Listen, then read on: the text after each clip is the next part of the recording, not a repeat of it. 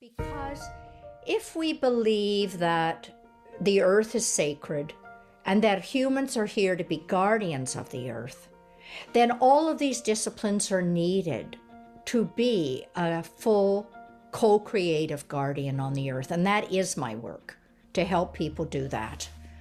I feel now what's going on is that so many people are waking up that we're transforming not only our own karma anymore, we are transforming the ancestral, the family karma, the collective on karma of humanity. Absolutely. So as this is happening in your work and so many other blessed works that people are doing, we are actually giving more energy down to those people who aren't totally awake yet. Well, who is totally awake? You got to accentuate the positive. Wow, I feel good. A little bit of feel good goes a long way. You're listening to Karen Swain, teacher of deliberate creation, accentuating the positive, showing you a way to a better life. Accentuating the positive, it's not just fad, it's sanity. Who in their right mind would accentuate anything else? Clap along if you feel like that's what you want to do. Hello and welcome to another show, Accentuating the Positive with Karen Swain. It's always wonderful to be with you again. I have a most extraordinary woman to introduce you to today. Her name is Tanis Helliwell. Welcome to the show, Tanis. Hello, Karen. And, you know, I was reading your bio this morning, also one of the speakers in the High Self Expo, speaking about the science of, well, all sorts of things, but anthroposophy is one of them, the science of the nature spirits. Tanis is just, look, I've got her bio here. It's a long bio, but I'm going to read it, the whole thing, because you've done so much. Since childhood, Tanis Helliwell has seen and heard elementals, angels, and master teachers in higher dimensions. Wanting to assist humanity with spiritual transformation, Tanis started conducting therapy practices specializing in spiritual transformation and led tours and walking pilgrimages to sacred sites across the world for over 20 years. She is a leading edge psychotherapist, well known for working to heal physical, emotional, and mental traumas and patterns, and has taught her techniques internationally to groups of psychiatrists, physicians, psychotherapists, as well as the general public.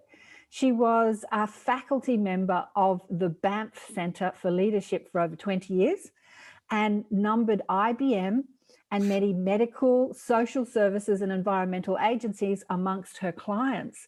To develop spiritual intelligence in the mainstream, Tanis also worked for almost 30 years as a consultant to business, universities, medical organisations, and governments. Whew. She has presented at conferences featuring people like Rupert Sheldrake, Matthew Fox, Barbara Marx Hubbard, Greg Braden, Fitjof Capra, which was the only one I didn't know out of this, so I looked him up and he's amazing, and Jean Houston. These conferences include the Science and Consciousness Conference in Albuquerque, the World Future Society in Washington, D.C., and Spirituality in Business conferences in Boston, Toronto, Vancouver, and Mexico. She's also presented at Findhorn, Hollyhock, which I don't know what that is, ARE, don't know what that is, Edgar Casey, Alice Bailey, and Anthroposophical events. Tanis is the author of many books, including Summer with the Leprechauns, as well as Pilgrimage with the Leprechauns, Take Your Soul to Work, Manifest Your Soul's Purpose, Decoding Your Destiny, Hybrids. Is Hybrids a separate book? Yes, it is. It's Hybrids, and the subtitle is So You Think You're Human. Wow. Oh my God. I want to read all these books. There's more to come. The High Beings of Hawaii, Encounters with the Mystical Ancestors. And your latest book is called Good Morning, Henry, which is about conversations with the body spirit to transform the dark night of the soul into light. The body spirit is what Rudolf Steiner called the body elemental, which is fascinating. We'll talk about that. and her books have been translated into 7 languages. In 2000, Tanis founded the International Institute for Transformation, IIT, which offers programs to assist individuals to become conscious creators, to work with the spiritual laws governing our world. A student and teacher of the inner mysteries living in British Columbia, Canada, Tanis is committed to helping us develop our spiritual intelligence and a divine relationship with ourselves, others, and the earth, so we can live in love, wisdom, and divine will.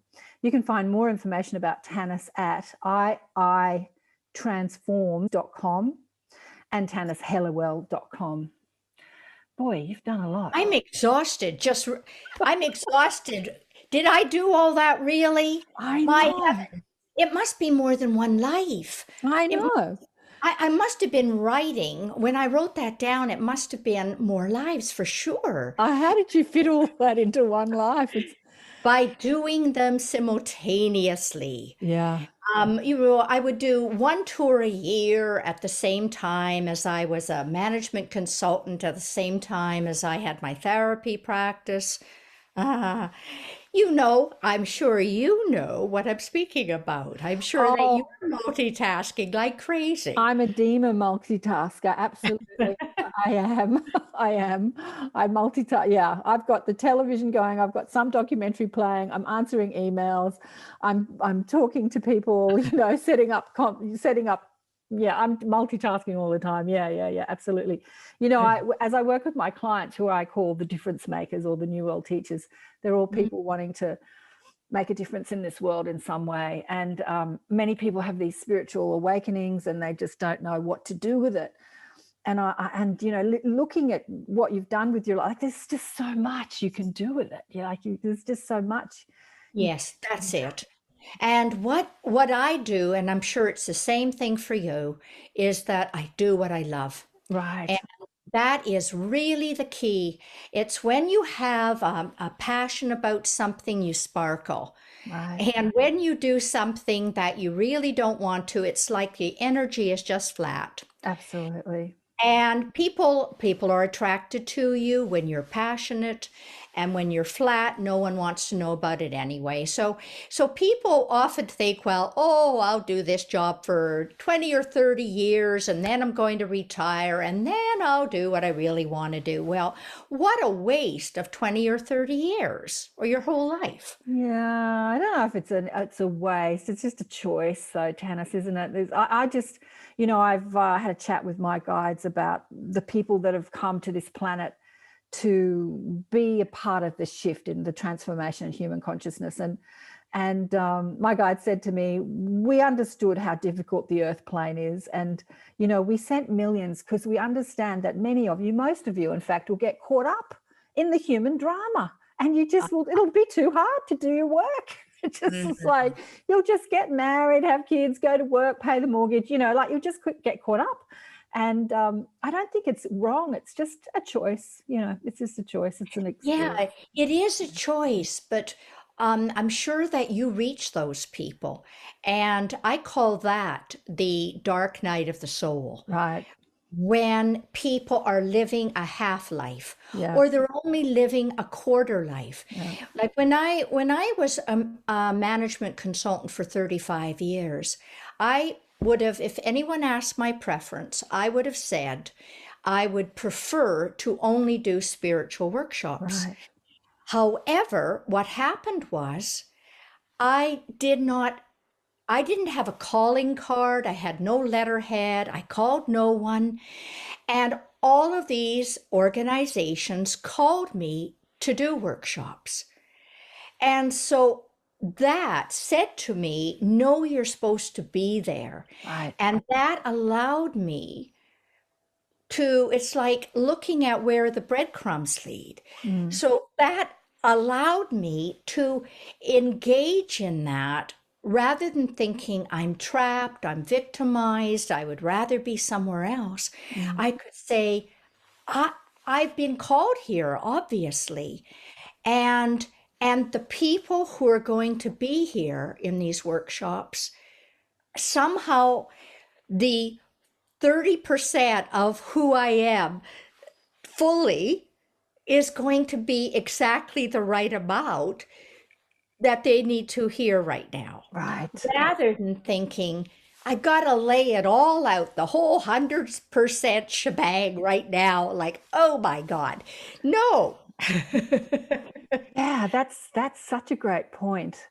That's such a great point, because many people who have spiritual awakenings think that they have to like leave their corporate world and leave their life in order to be spiritual hippies and do it differently. But I love that you were in amongst the mainstream, you know, bringing your magic and your wisdom in a very digestible way for the mainstream that they could cope with, you know.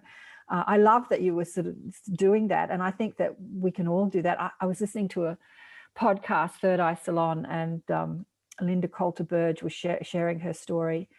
And she said that she had this past life, a recall as a dream, and she had an employee who was one of these magic people who said to her one day, I want to talk to you about your reoccurring dream. And she said, what reoccurring dream? You know, that dream where you die, because in the dream she was killed.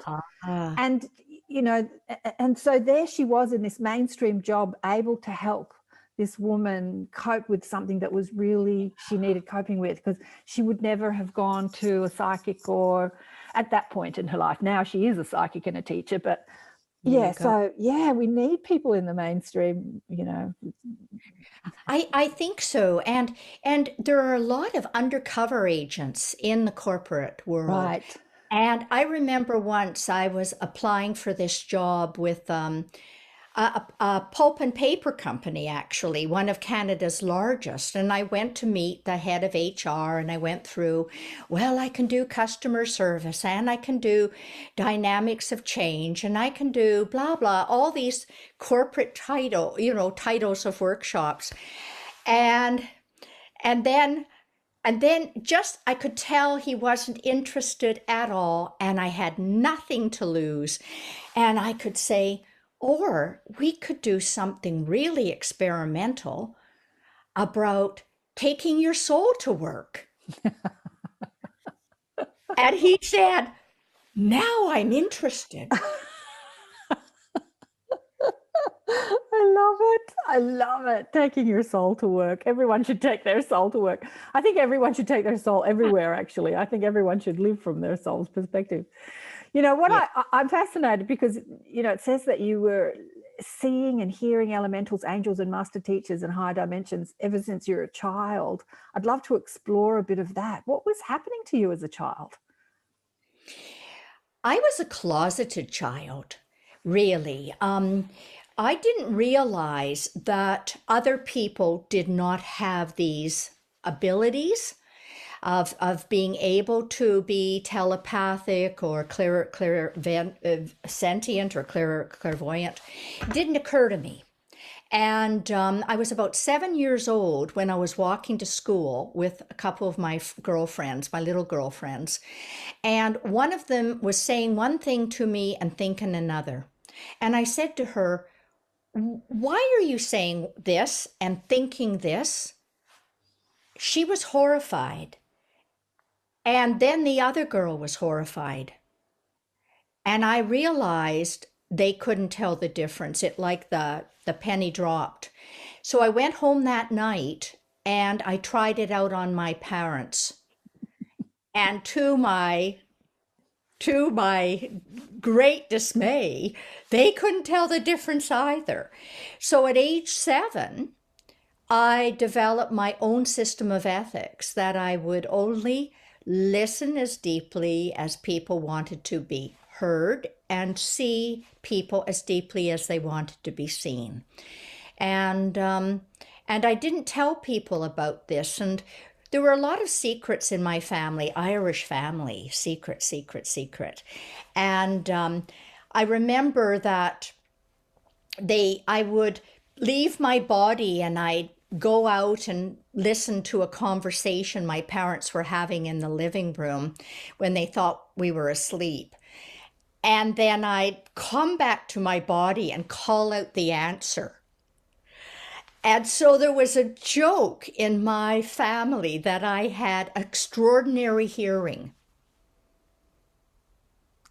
And I never said anything different. You see, I went with these things. That's amazing. That's amazing.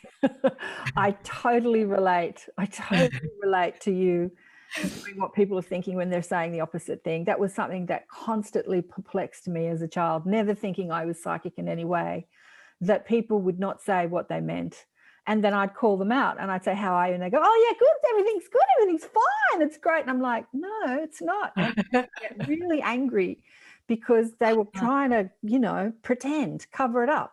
And you're like seeing what's really going on. And yeah, I just used to judge myself as being wrong, I suppose, because people said, no, you're wrong a lot. You're wrong.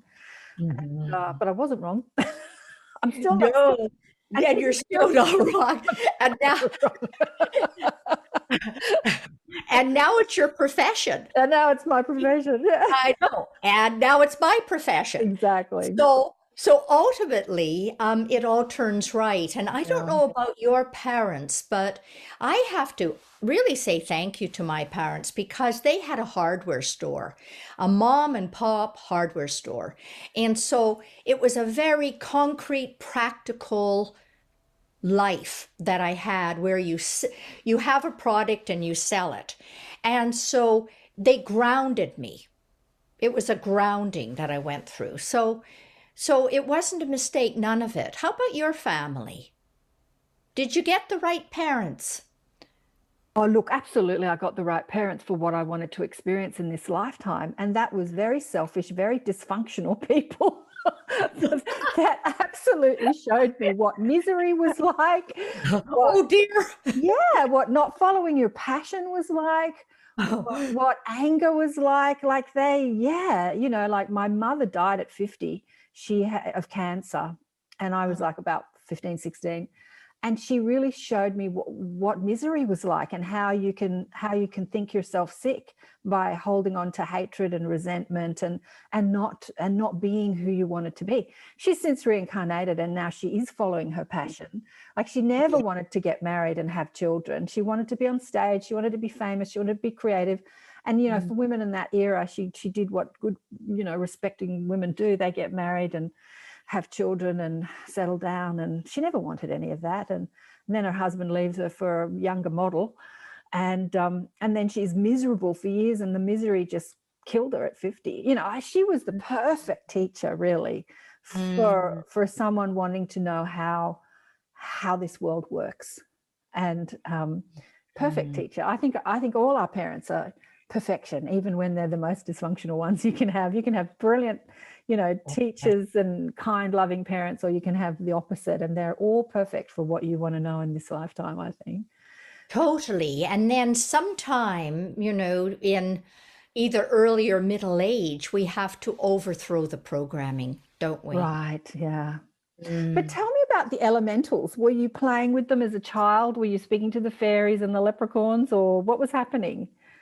Well, not only me, because a lot of children before the age of 7, there's this veil, you know, and it doesn't exist between this world and the other world. And it starts coming down when kids go to school. And so I was seeing what I called my special friend.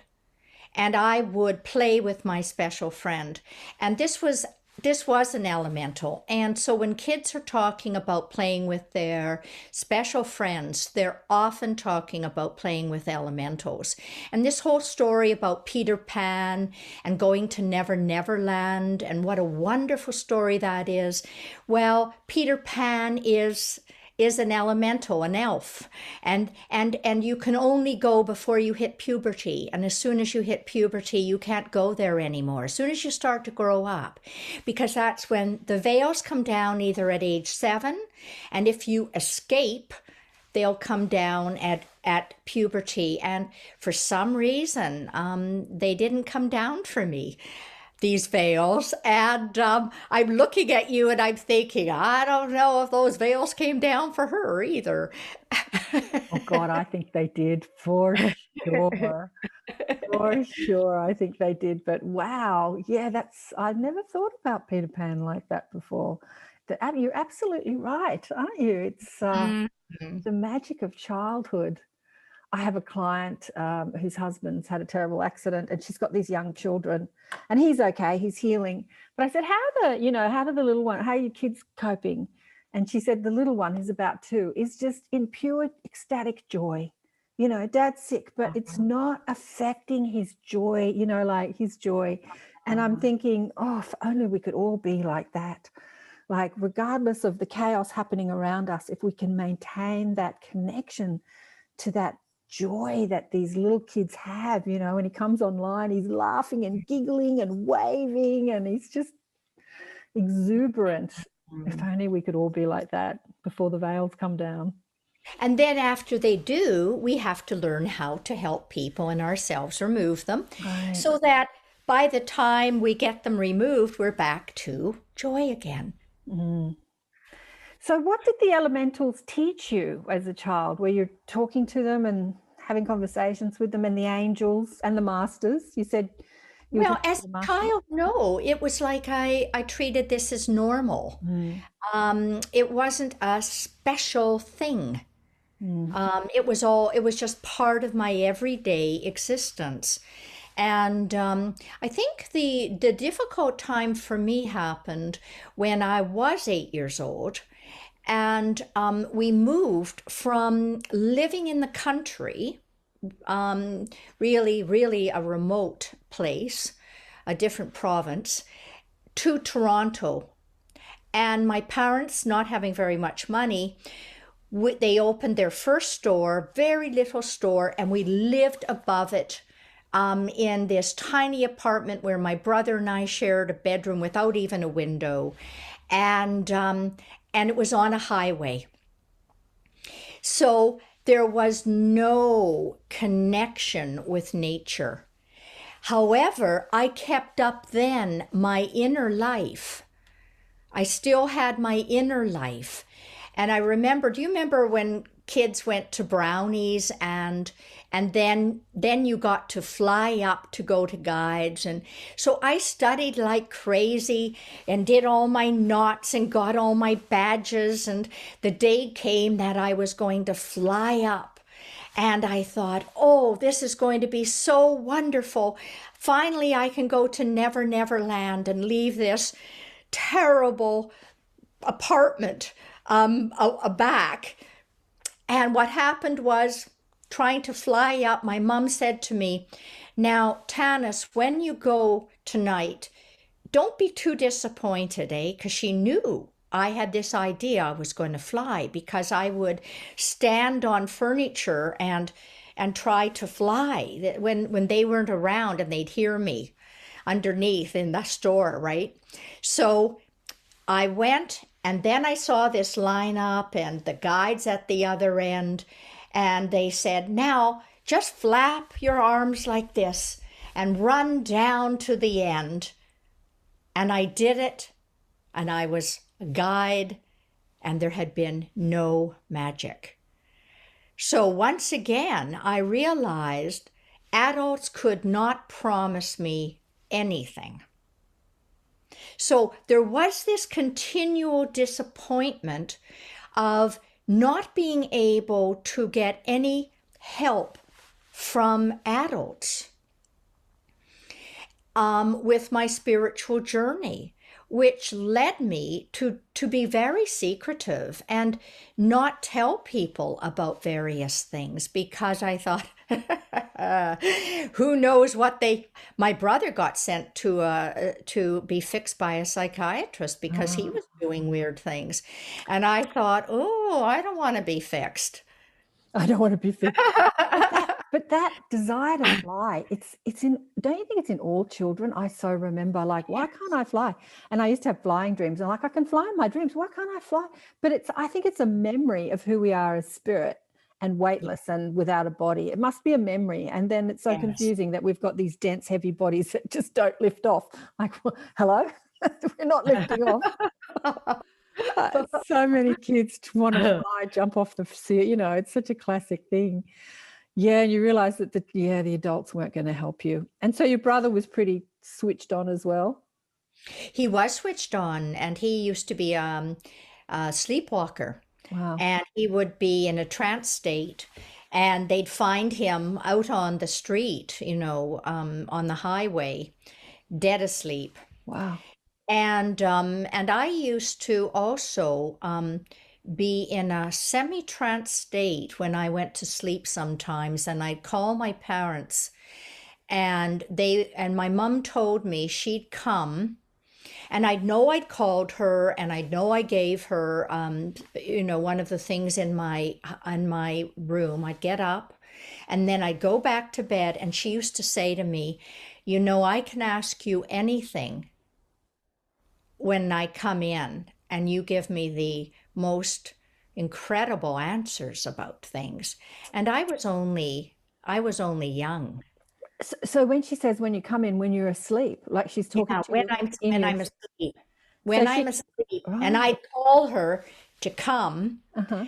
and I'd be standing up, and I'd give her like my dresser drawer to put back in my dresser or something. Then I'd go back to bed. She'd follow me to the bed, and then she would start asking me questions. And I knew she was doing it, but I was in my astral body, being able to still speak, and yet semi-trance state is the best way I can describe it. I was almost unconscious, but not. I know exactly what you're talking about. It's a state of being in and out of the body simultaneously. So you're out and you're connected to your soul or higher wisdom, but you're also inside your body, but you're aware that you're out and in, like you're aware that your body's asleep, but you're Both in things. it. Yeah. So there's this, I don't know what you call it, this dual. I remember I spoke to Nancy Rhines, who had a near-death, she was an atheist that had a near-death experience, and she was hit by a truck. She was on a bike. So she's being dragged under the truck, and she's experiencing being dragged under the truck and the pain of all, but she's also outside watching the whole thing. So she's having that dual thing, being outside the body and inside the body simultaneously, having that identity with both aspects of ourselves. Yeah, I know exactly what you're talking about. Yes, and I find that when I used to lead people in past life regressions, and also lead them to find out what their purpose it was in this life, and why they chose their mom and their dad before they entered, so that they'd be hovering above their body, and they would have these dual experiences of seeing their mother's body, seeing the there at the same time as they were making the decision to come down into it. And so these things are, there's so many words you could use. You could say that it's a medium hypnotic state. You could say that it is a spiritual state. I don't know. Yeah. It's Okay, interesting. well, let's get to when you knew that you were here to make a difference, to teach people. Like, how old were you when you got your marching orders from your higher self? I was 18, Uh-huh. and I was skiing with my brother, and I just started my first year of university, so I was living away from home, and it was a rope tow, and it was my first time skiing, and I had a scarf on, and I was being towed up by this rope, and there was nobody back in the little shack to turn off the power, and I'm going up by my neck, and way up into the air, hanging by my neck. And just as your lady who had a near-death experience, all time stopped, and I had the foresight to hold the rope with this hand so that it wouldn't wind anymore, and hold the scarf here, because I knew that the only way I was getting down was if I could get my scarf cut on the pulley. And now I'm like way up in the air. Oh my God. But I have no fear, none. And I saw I saw two paths open to me. I saw if I chose to die, my parents would be absolutely devastated. I could see the whole story about how devastated, and not just devastated for like a year, but like really devastated. And then I saw this other path and I heard, you won't be able to start your real work till you're 28.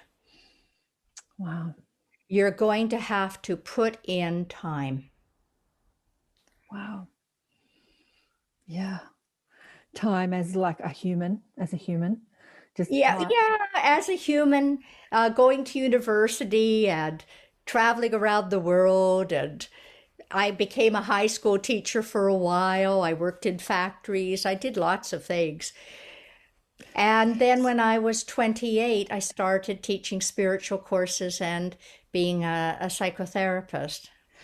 I'll get to that, but how did you get out of the Oh, well, I just kept holding it, and uh-huh. I thought this might hurt. But there was no fear. It was the strangest thing. And I just hit the pole, knocked unconscious, severed the scarf, and dropped me on the ground. And Wow. I came to, and my brother is looking at me with such horror and such love. And so I didn't say anything. I didn't say, I mean, this was before the days when you go to a chiropractor or you think you should be calling the ambulance. I just said, "Oh, I'm here. Don't worry." Because I didn't want anyone to know how close it had been. I didn't want my Oh, parents to know. I didn't want my brother to know. See, I held so many secrets I through my bet. whole childhood. Yeah, yeah. But The there you cat's go. the cat's out of the bag, Tanis. I know. I know. The Well, secret life of Tanis Helliwell is over. I know. I'm of an age now where I think, oh boy, both my parents are dead and Mm. my brother's still here, which is lovely. But gosh, how much energy do you have to use holding secrets? Oh, absolutely. It's exhausting. It's Oh, absolutely exhausting. Yeah. So you started at 28. Yeah, wow. mm, Okay, well, let's get into some of your books. Okay, I want to talk about Steiner's work too, because it's sort of tied into your latest book about the body elemental. But I want to talk about Manifest Yourself, but Decoding Your Destiny and the Hybrids. These books, the hybrids. What's the hybrids book about? That sounds fascinating. So you think you're okay. human? So you think Oh, you're human, do you? you're human. Well, the hybrids book is one of my later ones, and it actually came 20 years after an earlier book called Summer with the Leprechauns, where I lived when I was in my early 30s. I lived in this haunted cottage in Ireland, and at that point, I thought I was going to get awakened. That was the plan. The plan was to get awakened. And so I gave up my relationship of 15 years and gave up all my work and put my house up on the for sale and went to live in a haunted cottage and ended up it was haunted by leprechauns, which I had not known. It was sight unseen how I rented this cottage. So anyway, I worked with elementals for so many years as part of my spiritual work. And just so people know, elementals are nature spirits. They're elves and fairies and gnomes and trolls, and every country in the world has them. So I did that for years, and then I realized in my psychotherapy practice that some of the people who were coming to see me had elemental heritage. They were not fully human, and that their issues stemmed from the fact that they weren't fully human. They had elemental heritage. And so I had to look at what would that entail, and then I could help them. From there, I started working with people with angelic heritage, and then there were dragon heritage, and then there was dolphin heritage.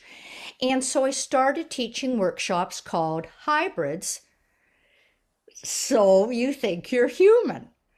And this was such popular work in workshops that one, I remember it was in Germany that, I was doing this workshop and all these people said, we've got the name for your next book and we want you to write a book on it. That's how it happened. So it's Wow. about 22 different possible hybrids that we could be. And some of them are star beings, Star some of beings. them are other Earth evolutions, and some of Right. them are human cousins. Right. So when you say heritage, like elemental or angelic heritage, what does that look like? Because it's not exactly like having a past life, is it? It's a part, like, how do you explain that? It's what is our essential essence. Mm-hmm. So if we was stripped right back from all of our earth lives, for example, right? So it was going beyond past lives on earth. Mm-hmm. I did a lot of that. I did thousands of people. So I did a lot of that, and that this is going even further to think maybe your original heritage is that you're not an earth being. You might have been here for thousands of years, even hundreds of thousands of years, but you may not originally been an earth being. But that would encompass everybody. None of us are originally from here. We're all just holidaying here on planet Earth. That's right. That's right in one way. However, where are we from? So I found out that there were, and I still work with our International Institute for Transformation. We are a bunch of hybrids, let me tell you, and I seem to attract hybrids. You'll have to be thinking about what kind of hybrid you could be. So there are beings from the center of the earth. That is one kind of hybrid. Mm-hmm. There are pan beings, the great god Pan, and there are people who are that kind of being. And a good example of that was Rudolf Nureyev, the Mm-hmm. great ballet dancer, was a pan being, a pan hybrid. Wow. We could be a whale hybrid. Oh, yeah. And they have the collective unconscious of the world, not just humanity, but the world. They embody that, and that's their great gift here for us. The collective unconscious of the world. Wow. Yeah. Yeah. I've always say I look like a beach whale on the beach. No, I'm very connected to the whale energy. I've got a friend, David, who is absolutely whale obsessed. We always send each other whale photographs. Look. But Well, he's a hybrid whale being, but he's also a star being as well. He's very connected to his galactic lineage. So, and you can be both. We're so multidimensional, really, aren't we? Yes, but you could be both. You could be, but normally, if you're a star being, you would choose maybe one or two possible Earth evolutions to enter. So you could, like being a star being, decide, "Ooh, I'm going to come into whale evolution for gosh knows how long." We know that the whale and the dolphin are all connected to human evolution anyway, that we were split off before. So, and then at some point you could have said, well, now I'm going to leave the whale. I'm going to now come in to human landform evolution. So that is a possibility. I find that star beings are more common to leave another evolution than maybe elementals, for example. What do you mean by that? Well, I've spoken about how a star being could decide, I'm going to become a whale, and then after so many thousands of years, they decide, now I'm going to be a human on land. Instead of a human in water, and yet an elemental might have initially been an elf, comes into human evolution, is so gifted in the arts that they're happy. They're just going to stay in human evolution. They've got enough to juggle between their elf heritage and their human. That is enough. Thank you very much. So they won't sort of take on the star lineage, you're saying? No, no, they wouldn't. They wouldn't. Usually the star lineage comes down. So in your experience, what does a dual soul with a elemental, look like? Someone that has the elemental lineage. So how does their life sort of unfold as a human? Oh, well, you may think I'm one, but I'm not. I'm actually a star being, but I did spend a lot of time with elementals, so I have done that, and so I can carry that, and that's also maybe why they trust me. They trust me and get me to write these books because of that time, and so let's say, okay, let's say somebody like an elf. We'll talk about elves. So there's two kinds of elves. There's forest elves and there's royal elves. Now, royal elves, if they come into human evolution, they are usually drop dead gorgeous, and they become movie stars. They're usually slender, and they can take on elves. Any elemental can take on many different personas. So I won't name names, but you can imagine who some of those people could be. And they have a magnetism, just a natural charm and magnetism. Well, I'm thinking about Meryl. Possibly. Meryl Streep. Yes. She's got the knack of taking on all those different personas. Yes. And often they are gifted in more than one. They could also be gifted in painting. They could be gifted in singing. They could be gifted in dancing. And so there are common problems, though, that sometimes elementals have.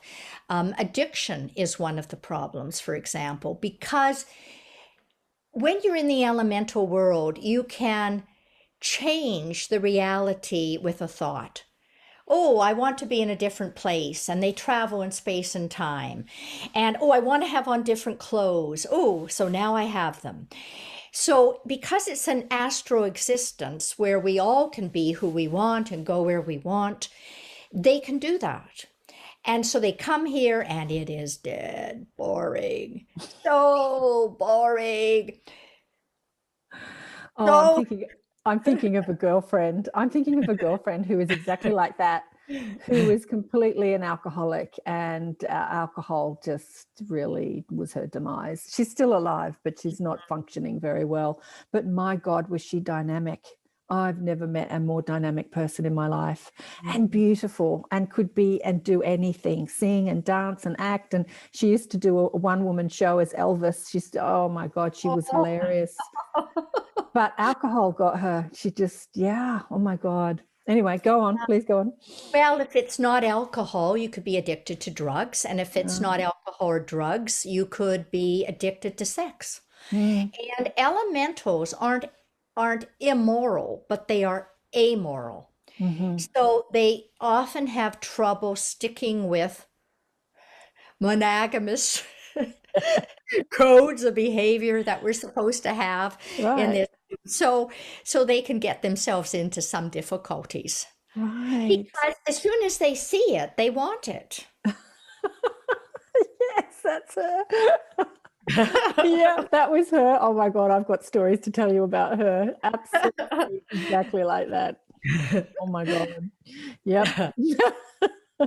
Wow, I would never have thought that elementals were like that. I was thinking, so there's a place here in Australia called Byron Bay, and it attracts a lot of light workers, light weavers, and it's very earth. There's so many people up there that are so connected to the earth, so many earth babies, and they're doing stuff with the earth. They're saving the earth. They're planting. They're just such earth babies. And I would have thought that they were elementals, so connected to the earth. And They could be, but it could be a Right. different kind of Different elemental. kind. Yeah. Yes, like leprechauns are very much more grounded and earthy than elves. In fact, in the elemental world, leprechauns look after the money of the elves, who are renowned at not being good at looking after their own money. Okay, so elves have money. Why do elves have money? I don't understand why they have money. Well, elves in this life have money, and human life have money, but it often goes through their fingers. Right. And in the elemental world, they don't call it money, they call it gold. Uh-huh. But with gold, you can buy all sorts of wonderful things for your loved one. I mean, they've adopted an awful lot of human mannerisms. And they can see us, even though if we can't see them, they can see us. Mm, Hmm. absolutely. Yeah, I've had the gorgeous Penny Kelly, who lives in upstate New York, who's a star being.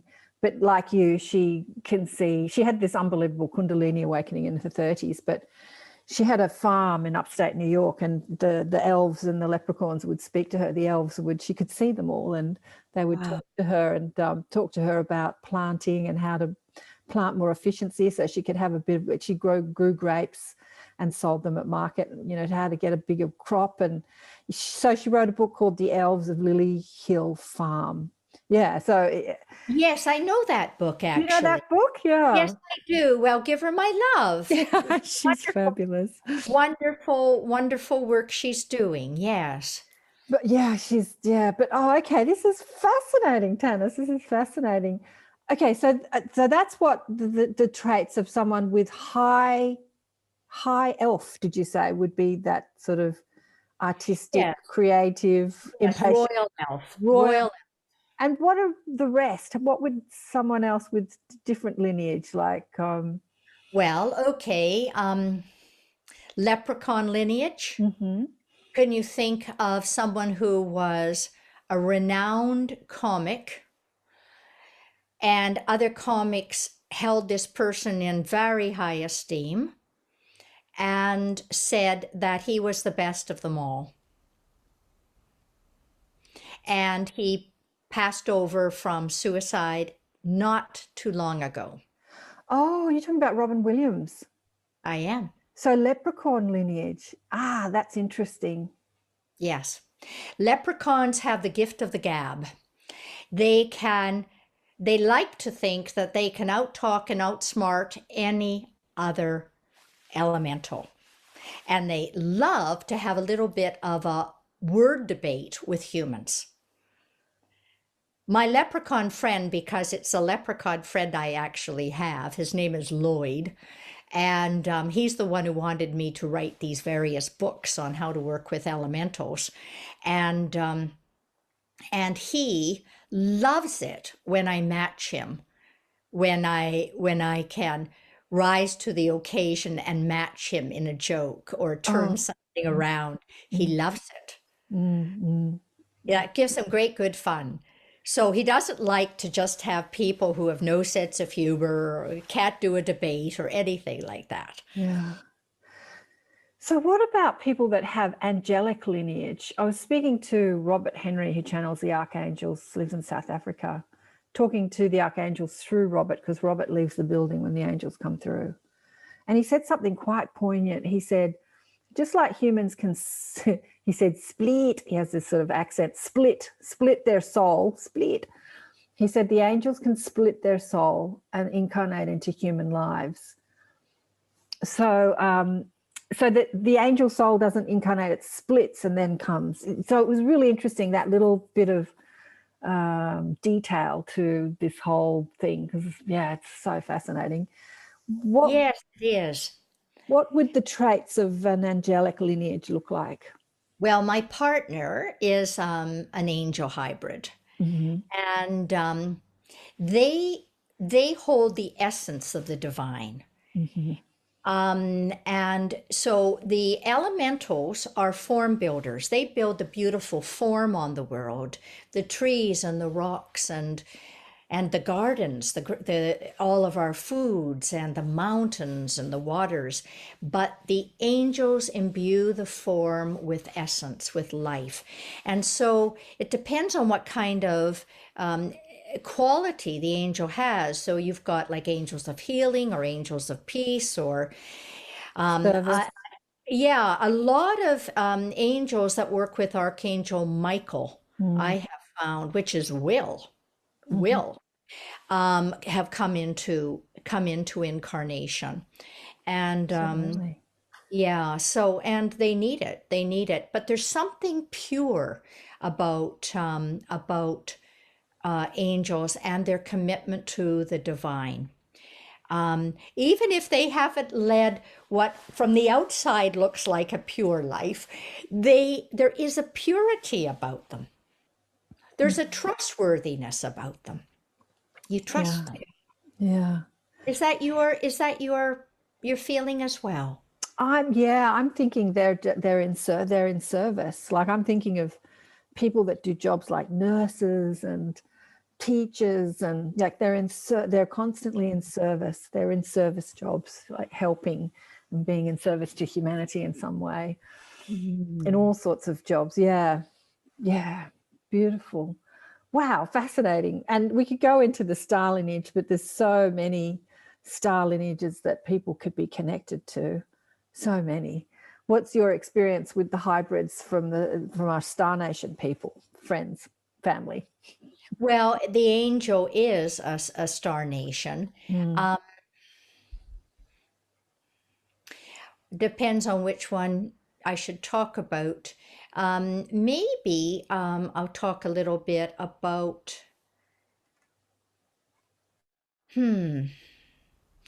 It wants me to talk about mine, and I'm avoiding it like the plague. I Spit it out, spit it no, out. no, no, no, no. That one I don't want to. Why I think not? Come on, Tanis. Why don't you want to talk about it? It comes with a kind of modesty, and I think that this is a Canadian quality. Canadians, you remember that all my life I tried to hide. I tried to hide so that I wouldn't shine too brightly, right? And I wouldn't be noticed. Right. Why? Because it would have been dangerous. And Canadians are known for being the compromisers, the modest ones, the peacekeepers. And maybe it's because we're, glued at the hip to a very other kind of nation, which is south of us. But I often think that if you put a Canadian and American together, you would get the perfect combination. So, so you'd get the American going out there and leading and being whatever, not taking no for an answer. And then you'd have the Canadian saying, well, hold on now. We have to look at the other side. Okay. And Kind of spill the beans. What's your star lineage? Come no. on. Get it out there. You're avoiding the question. Oh my God.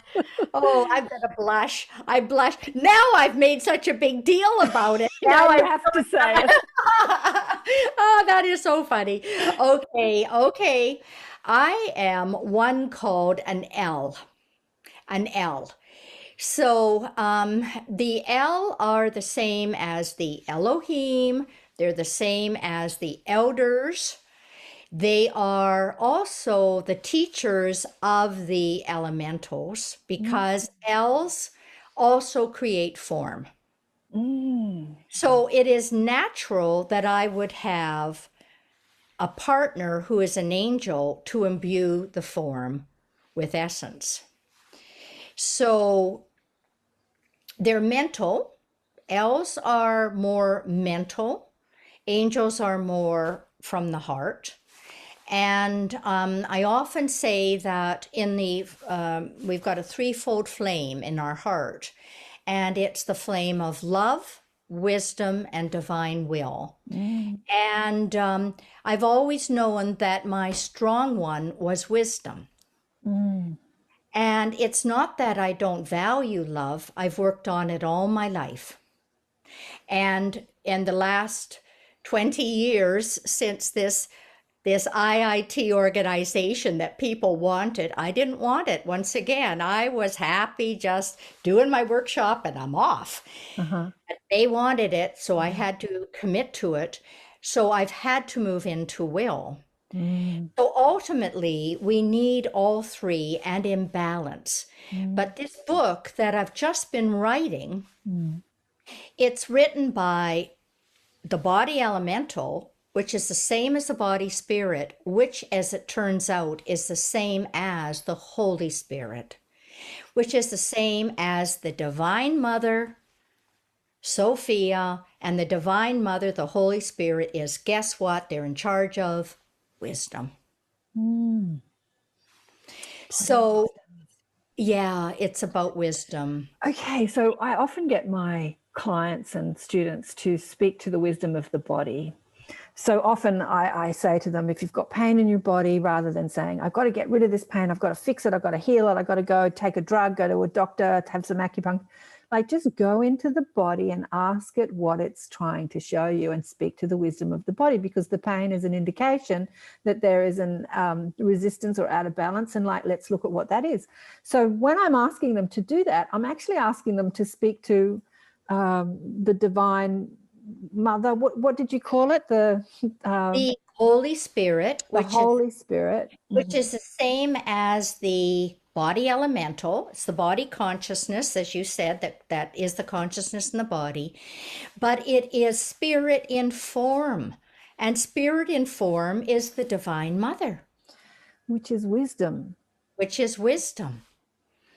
And it is, so you have just known this. Yeah, but without labels. Yeah, without labels.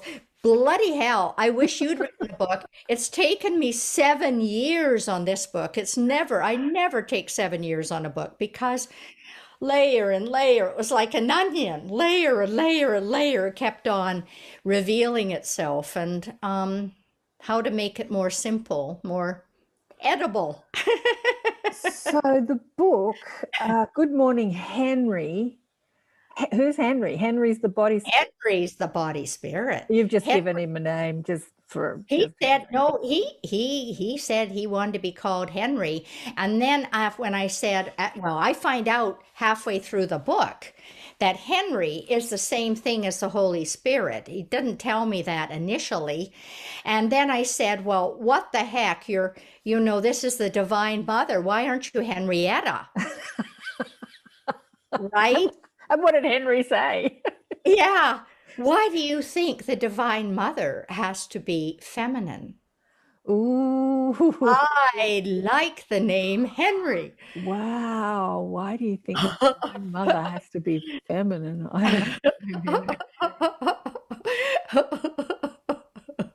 That's perfect. Okay, well, let's look at the body elemental. Wisdom. Okay, so, I often tell people that my spiritual, a part of my spiritual awakening was studying physiology and anatomy. And when I realized that there is such a wisdom and intelligence that is the body, that is the body. When you think of, like, there's something like 300 trillion chemical reactions all going off simultaneously in any one moment, or there's some huge number, I don't know what the number is, but it's big. And it's all orchestrating. There's this unbelievable wisdom and intelligence that is the body. I started to think, like, who designed this? I mean, what intelligence designed this? And that's when I started thinking outside of, myself. So that wisdom of the body, Henry, I'm a Divine Mother. How can we work with her, him, it, the Holy Spirit of the body? Oh, in a nutshell, I think you discovered it just because of your high intuition. That you started down a path, didn't you? You started, as you said, looking at the physiology of the body and its mechanics and whatever. But you're so clairsentient. You're so kinesthetic. You're so touchy. Tell me about it. You know? I'm feeling everything. Working with people. I know. I feel that in you. Feel that. I feel that in you. And so it is your gift. It is your gift, this kinesthetic sense and being able to feel. And that allows you to empathize with all of your guests and to put yourself where they are at, where they're at. And how did they get to be where their story is? And so it was only natural that you discovered it. You discovered yourself. The wisdom of the body. Because that is one of your gifts, really, it is. If you weren't doing what you were doing. Oh, I do a lot of things, don't you worry. I bet. And you know who I'm reminded of, who's also incredibly kinesthetic, is Oprah. Yeah. And she may also be a whale hybrid. Yeah, she might be. Yeah. I have done this thinking. But, initially I had put all these famous people in the book, and someone looked at it and said, "Oh no, you've got to get these names out of there. You're going to be sued." I don't know if they can sue calling them a hybrid, can they? Anyway. Well, yeah, because I had a very unattractive one for Bill Gates. Oh, wow. Yeah, And he was just the one to sue me. Oh yeah, well, not at the moment. He and his wife have just announced they're divorcing, and I found that interesting news. I'm just going to leave it there. Interesting news, because he's a big player in the world stage at the moment, and what's happening in the world stage. So he's going through his own dark night of the soul. I checked his Twitter out yesterday when I found out this news, and he was promoting a movie on Netflix about family values. And I'm like, getting into the heart, Bill, are we? Yeah, about time. Oh, I'm so glad that we didn't leave it totally. Oh, gosh. Anyway, I'm not going to go there. Not going to go. No. Enough said. So did you leave his name in the book? No, I took everybody's name out. Oh, you took them all out. Oh, yes, I had. Oh, yes, and I'm sure I did pretty good job on naming them. But I took them all out because I thought, oh, God. And, some of the people, too, are so sensitive that I didn't want to embarrass them. It comes back to my own system of ethics. But he wasn't one of those, actually. But it comes back to my own system of ethics around, you only see people as deeply as they want to be seen. And you don't, bring that into the public forum unless they have given you an indication that it is okay. Fair enough. So let's get into anthroposophy. I don't even know how to say it that well. Anthroposophical information. What exactly is anthroposophy for those people who don't understand what it is? Whoa. Well, for anthroposophy, you have to go back more than 100 years to Rudolf Steiner, who was Austrian, and he was a mystic. And he was an interesting mystic in that he really functioned incredibly well in the world. And he developed a lot of systems of study and practice that would be very useful for many people in the world. He developed the Waldorf schools of education, and there are Waldorf schools all over the world. And and that's based on learning things when you've got the development ready to learn them, rather than having math shoved down your throat when you're 5 years old or something. And he developed a system of art, working with color like Goethe did. He developed a system of gardening, which calls biodynamic gardening, which is more strict even than organic gardening. And he developed a system of dance called eurythmy, which is based on movements of the universe and how you can heal yourself through various movements. And really, and his system of medicine, anthroposophical doctors and psychiatrists.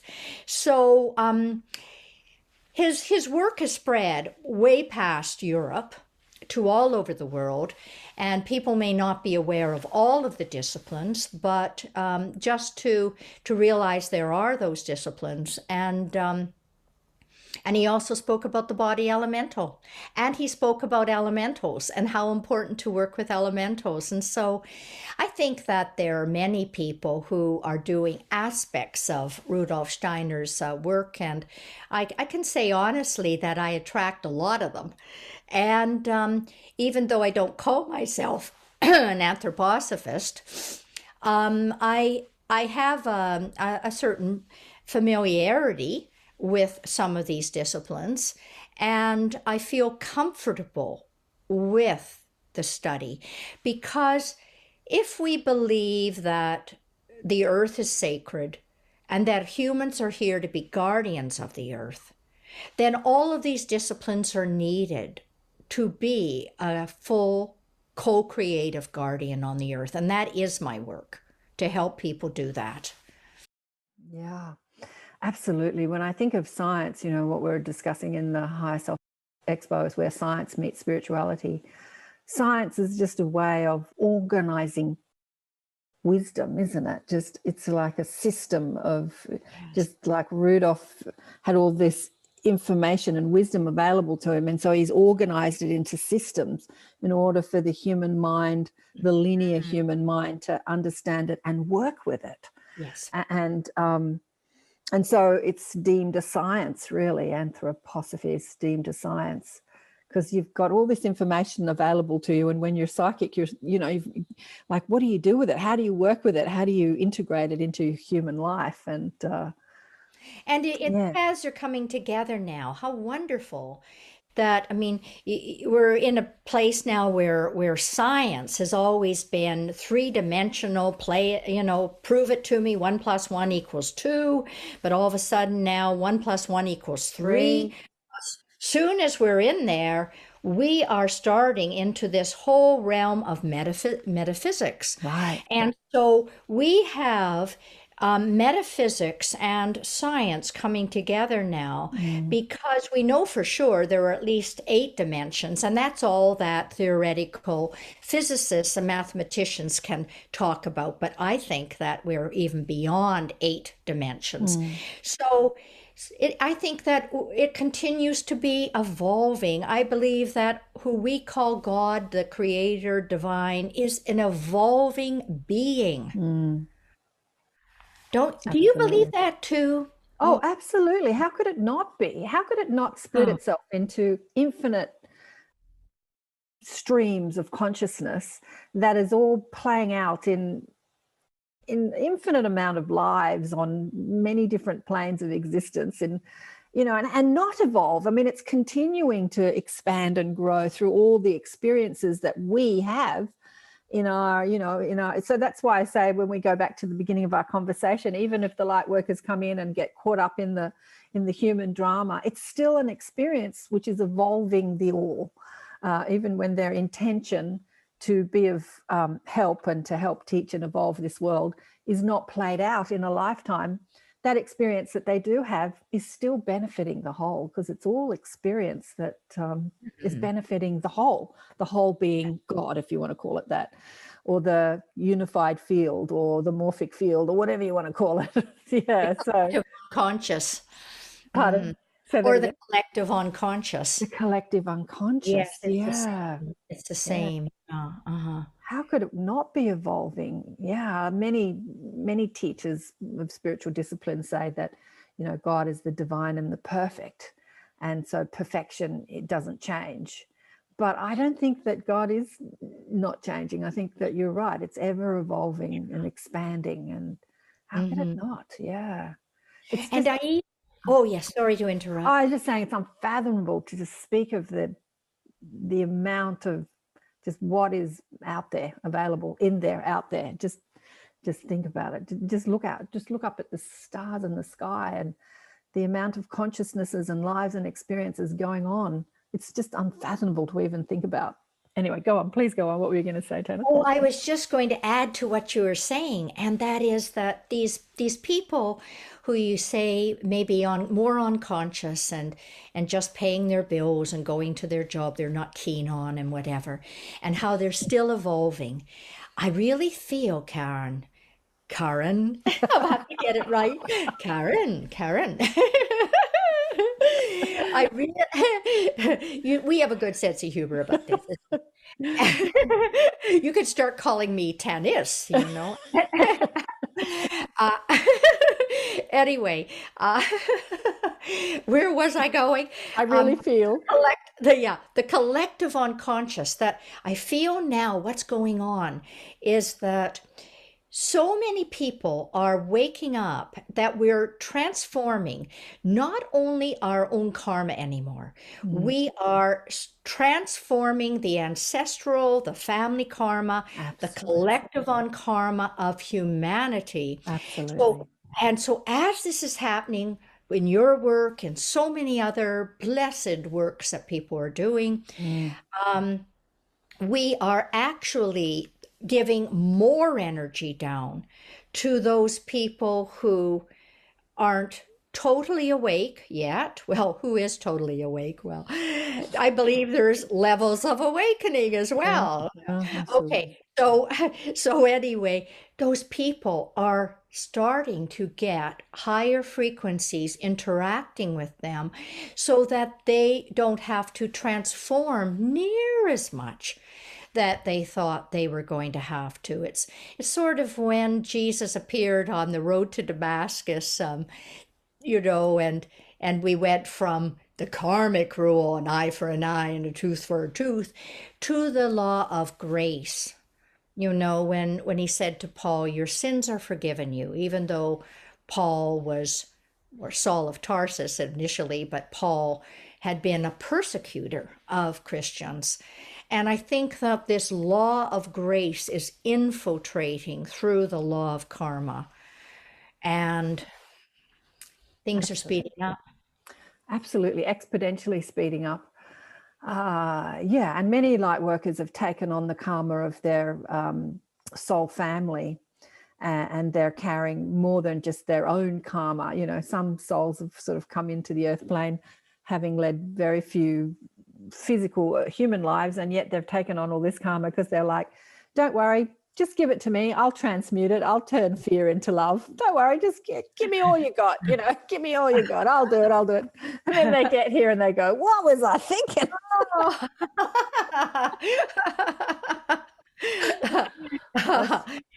However, we're never given more than we can handle. Absolutely. So how would we, you know, as we look out into the world, I watched the mainstream media yesterday, which I don't normally do. Now, why did I do that? Oh, because there was smoke everywhere when I woke up in the morning, and I put on the news thinking, where are the fires? Anyway, I couldn't find any fires, but I watched a bit of the news, and when you watch the mainstream media, oh my God, that is something you should never do. You just see the rhetoric that's coming out, the fear porn that's being pumped out on this regular basis. You know, when you look at the mainstream media, you think that the world is in this worse place than ever before if you watch the mainstream media.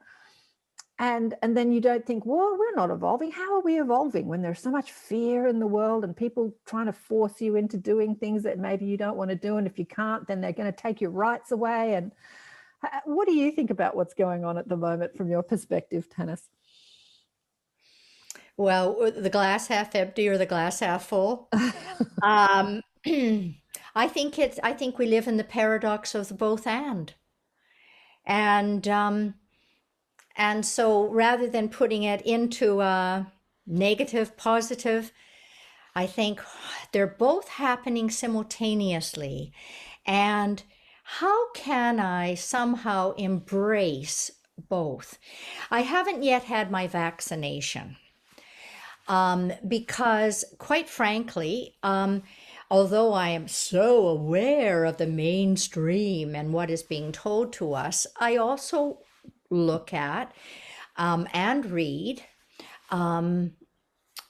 other information which does not say the same thing as the mainstream, that, you know, get it now or you'll die, and very painfully. And if you don't do it for yourself, do it for everyone else, you're going to save all them too. You know, so if you're not going to save yourself works, then you've got to save everyone else. So Right. so this is splitting people into camps, as you say. Right. Into, oh, you know, I'm the good one. I've done it not only for myself, but I've done it for you too. Oh, you're the bad one. You haven't done it. Oh, bad ones have to get punished, and we're going to punish you because we don't want to be your friend anymore, or we're going to punish you because you'll have to have it stamped in your passport and you'll never be able to go anywhere. And I think, oh my God. Oh my God. You know, absolutely overkill, overkill. You'd think that nothing else in our history had ever led to people dying. It is the massive fear that people have is death. And I would think that the friend that we're not mentioning has had a lot to do with this particular path that we're on now around compulsory vaccination. And I really question, because I've never had even flu shots. And I believe in my natural immunity. And not only that, if I get COVID and I die or I get ill, if I get ill, it's just going to update me, because it'll update me to live in 2021. If I die, I die. You know, it doesn't mean, though, that I won't get a shot. So this is what I mean by the paradox. Because if it comes to the point where I cannot leave my hometown, which is where I'm trapped right now, legally, and I can't leave my province, and I cannot travel to teach, I'll get the shot. Even though I don't believe in it. So I'm doing it to conform to mainstream rules, just like I pay my taxes, even though I don't believe in having arms. Arms? Defense budgets. Oh, arms. Right. Yeah. I thought you meant arms. Like, No, military, where a lot of taxes money goes. Yeah. where our money goes. It's like, you know, I pay my taxes. So we have to live within the rules of the society in which we live. But I do think it's very important for people to speak about their reality. Yeah, I think so too. Absolutely. And I think the more we speak about what we want instead of what we don't want, the more where your attention goes, energy flows. Because at this point, mandatory vaccination is just an idea and not a reality at this point. It's an idea that has a lot of fear behind it, but it's not been stamped in law at this point. And so it's interesting. As we focus on pushing against it, we're probably going to bring it into that reality of law. But as we focus on our freedoms and our rights to choose and just uphold that, you know, where we place our focus and what we want and how we want to live, it's so important to put our focus there instead of pushing against what we don't want. Oh yes, that's such a wise comment, and I agree. This is the first public statement that I have made, and I believe me, I'm on Zoom a lot. for interviews and things. And this is the first public statement I've made. And I'm not saying people shouldn't do what they want to do. Yeah. I think it's this freedom of choice is the real issue here. Yeah. And freedom of information. Yeah, right. We live in an information age where the internet gives us access to so much information. And, I was watching something on Facebook. There was this huge conference, thousands of people there, doctors speaking about the vaccination and what it's made of, and basically talking against it. It's not a great idea because they just don't, it's experimental drugs. They just don't know what's in it. It's just not a brilliant idea. Most vaccines take years to make. This came out in 7 months. And so lots of science, this huge conference. And there were snippets on it on Facebook, and I'm like, where was this happening? So there are people gathering to speak about freedom of choice and to get educated, and so that's out there. It's happening en masse. So it's interesting to see that happening, where people are getting informed. Yeah, the science behind it all. So yeah, we're in very interesting times, aren't we? Aren't we? How are the elementals helping us with all this, do you think? How's the elemental kingdom helping us with what we're going through on Earth at the moment? Ooh. Well, I think that the most important thing is to get out in nature. Get out in fresh air. So this is, once again, this masking is counterproductive to breathing fresh air. And so it's very important to be able to go outside and to be able to, smell the smells and see the sights and breathe the air. This is a way of healing ourselves. So elementals are, as I said, they're the ones who are in charge of all that. So that's a pretty good idea right there. Yeah, absolutely. But I think that you're in Australia, and I understand that Australia is not so difficult for things currently. Oh, look, we've had our challenges. Definitely where I live, it's been pretty relaxed. There are other cities that have not been so relaxed. There's been mass lockdowns and really strict rules, and people. Yeah, it's been ugly. Not where I live. I seem to be in a place that's been pretty chill. I live in a beachside suburb of a major city.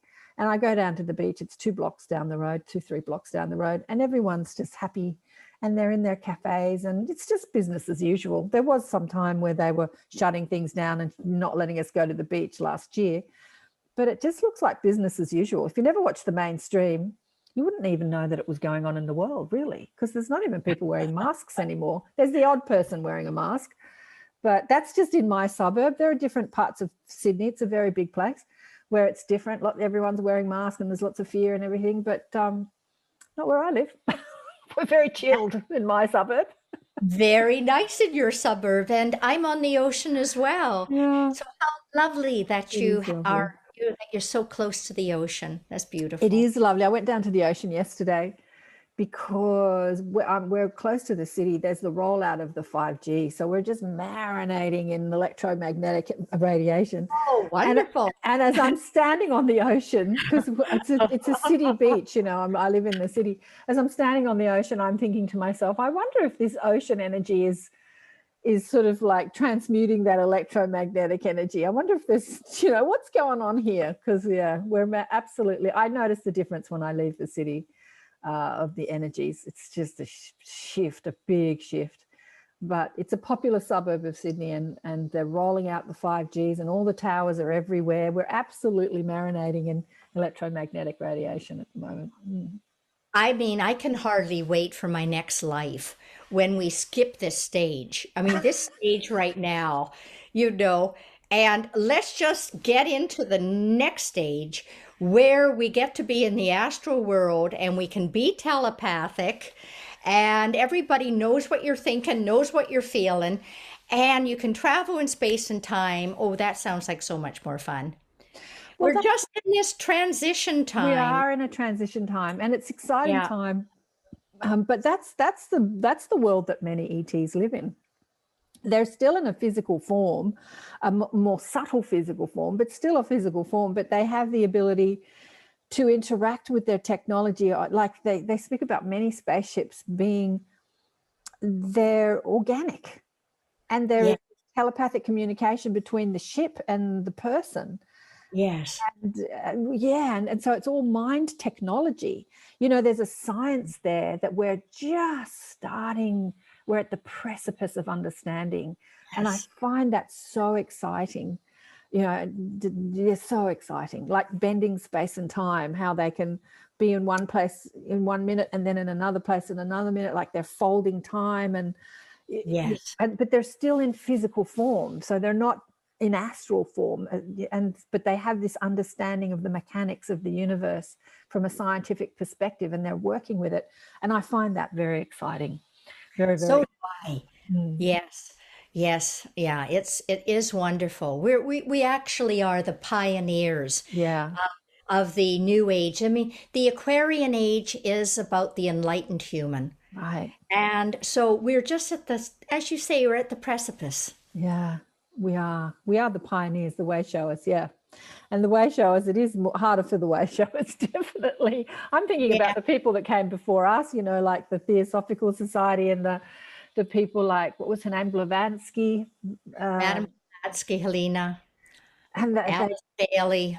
Alice Bailey, even, Alice Bailey, even the Seth material, Jane Roberts back in the 60s, calling Seth. And there's been some amazing information that's come through many people. All righty, well, I think we'll leave it there. You've got some new courses, I think, that you've got coming out. Did you want to have a quick chat about that before we go? Oh, thanks. Thank you so much. Yes. Well, folks, those who are listening, would you believe that we have just launched a nature spirit course? Oh, I think you would. And it's on co-creating with elementals to heal the earth. Beautiful. So anyway, it's about the body elemental. It's about finding your own partner, your own elemental partner to work with. And we've got workbooks, videos with yours truly, and MP3s to guide you through a whole bunch of guided visualizations. So you'll come out knowing lots about nature spirits and having a stronger connection. So yeah, it's on our website now. And I think that's on iitransform.com. Is that, or is that on Tanis Helliwell? It's on both of those. It's on iitransform.com and also on tanishelliwell.com. And you could go on, and it's also under spiritual transformation courses. And do you have is it spiritualtransformationcourses.com? Oh, I haven't heard of that. Oh, that sounds interesting. So. Yeah, it's brand new. In fact, I might even be wrong. Still be interesting to look Try all three. In doubt, I like the third option. Is always good. Do you have a YouTube channel as well, where you've got? I do. So look up Tanis Helliwell. I guess it's under Tanis Helliwell. Okay. Yeah. We're gonna. I know you're gonna post this on your channel and send me the link, and I'll put it out in my newsletter as well. That would be lovely. I've really enjoyed our chat. It's been fun, isn't it? There's been so much more we could have talked about. Your life is so full and fascinating. And I wanted to hear, yes, because I would like to hear about the other things you're doing, which you alluded to. I'm interested. There's lots. There's lots. When you get your marching orders from Spirit, it's up to us whether we implement them at all of it. But there's lots to do. These are transformative times, and there's lots to do. And there's so many ways that we can do it. So many ways we can do it. But thank you so much for being. Pardon? And as you said, do it with joy. Do it with joy. Thank you so much for being on the show. It's been just such an honor and a blessing to have you on the show.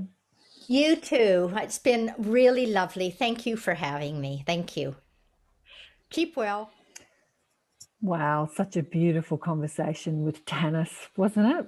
I have to thank one of the listeners of my show put us together, actually, and for the life of me, I couldn't find her email, and I've just found it.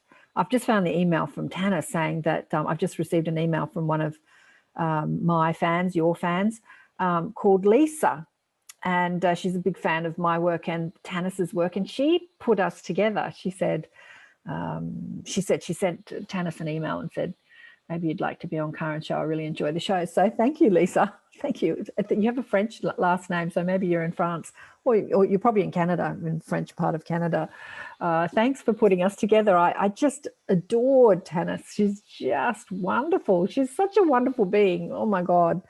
She's doing amazing things in this life, amazing things. Of course, like normal, I had a big chat with her. There were lots of things that I wanted to ask her that I didn't get around to asking. I wanted to ask her about having a Sasquatch, hybrid soul. That would have been interesting. And I wanted to get more into her hybrid soul too. She said that she's an L. She said, and I said, I don't know what the L's are. She said that they're mentioned in the Bible, what the L's are. She still didn't go too much into it. I would have quizzed her more about that, but being quite humble, she said, I'm glad you didn't quiz me too much more about that. But it would have been fascinating to learn more about what the L hybrid souls are. And she said it's even in her name, Helliwell, that L sound. Yeah, it's interesting, isn't it? This life, just fascinating conversation with Tanis. So hopefully she'll be one of our speakers at the High Self Expo, and she'll speak about the science of anthroposophy, I suppose, or the science of the elemental world. There's lots of different sciences that she could speak about. She could speak about so much. She said she isn't an expert on anthroposophy, so that she feels like other people could speak better. And I said, just speak about whatever you want to speak about. It'll be fascinating, whatever you say. Absolutely fascinating.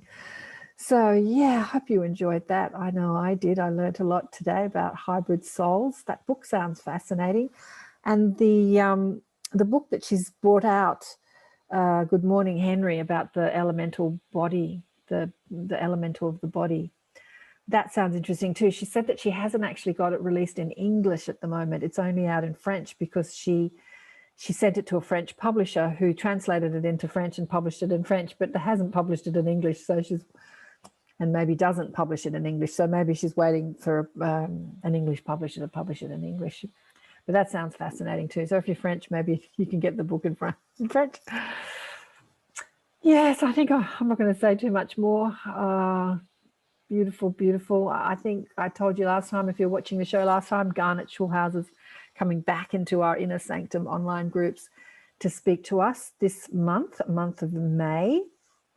And that's always fascinating. Garnet, just love Garnet. He's written his 5th book, but his publisher isn't releasing it until next year, which is a little disappointing for his fans, like me. I'm one of his fans who can't wait to read it. He finished it at the end of last year, and we've got to wait a year for it to get published. And I'm so excited to hear about it.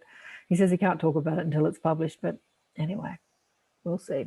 He's got lots of other things to talk about. He's got his QHHT clients who have amazing experiences, and 4 other books which are a must read. Seriously, they're just fascinating, extraordinary work. So anyway, he's coming back in, and lots of other people are coming into the Inner Sanctum this year, and I'm there every week teaching deliberate creation as usual. I'm just having a look at who else is coming in to the Inner Sanctum. Aaron Abke is going to come in next month and chat to our little tribe about, well, he can talk about anything, but the law of one is what he loves to talk about, or what we love him to talk about. I think he loves talking about A Course in Miracles, actually. And Sue Walker, who speaks to the Ponti, the ETs that have a base here on Earth in the Sandia Mountain. She's coming back. She was in last year, but I asked my tribe, who would you like to have come back or come into this year? And Sue was a big winner. Preston Dennett is also going to come and speak to us. He's so excited about that. He's going to speak about out-of-body experiences and ET communication. And quite a few other people from last year I'm hoping to come in. I haven't got them set in stone. Leah Scallon said she'd love to come and speak to us, but she was moving at the beginning of the year when I spoke to her. Jason Cooper and Serena Faith Masterson. And also I wanted Susan Raven to come in and speak to us more about anthroposophy and nature spirits. But maybe I'll get Tanis to come in instead of Susan, because Susan's in Europe, so it makes the time difference quite difficult. So maybe I'll get Tanis to come in at the end of the year. I'm sure she'd love to come in and say hi to the little tribe, and we can just quiz her and, you know, get to know her and whatever she wants to say to us. Her courses sound wonderful. I checked out the course that she was talking about, the Nature Spirit course. She's got another website. She's got a couple of websites called spiritualtransformationcourses.com. And on there you can see her courses, Nature Spirits Co-Creating with the Elementals to Heal the Earth. That's interesting. That sounds like an interesting course. It's $99 US dollars. It's discounted for this month. It's normally 147, so you get a good discount if you buy that now. But that sounds fascinating. All right, I'm going to go have some breakfast, another cup of tea. Thanks again for watching and listening. Please remember to subscribe, share the shows, and write a comment, do a like. If you write a comment, more people get to see the shows. And if you share the shows, I have noticed an incredible decrease in the amount of people seeing the shows since I turned off all the advertising. I turned off the advertising probably about 6 months ago. And the show used to be rocketing with all the new people, and now I turned off the advertising. It did the opposite. It stopped people. I started declining. So anyway, I thought that's interesting, isn't it? Because I'm not a financial viability to this platform. And so it's up to you to share the shows and up to me to share the shows to get them out there. It's a bit of a shame. I've been thinking about even turning the advertising back on just so more people see the shows. We have to put up with a bit of advertising.